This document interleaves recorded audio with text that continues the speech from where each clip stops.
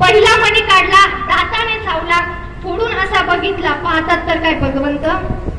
दुसरा मणी काढला, दाताने चावला, फोडून पाहिला, त्याच्यातही भगवंत नाही. माळेमधला प्रत्येक मणी काढला, फोडून पाहिला, भगवंत दिसले नाही.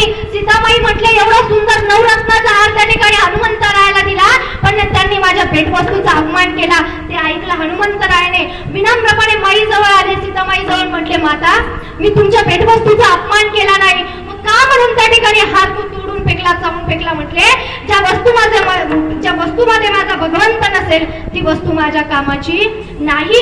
तिथे उपस्थित होते बिभीषणजी. बिभीषणजीने टोमणा मारला. बऱ्याच लोकांना टोमणे मारायची सवय असते बोलता बोलता. बिभीषणाने टोमणा मारला. श्री रामचंद्र महाराज के बड़े दरबार में बिभीषण ने ताना मारा, ए बजरंगी कहते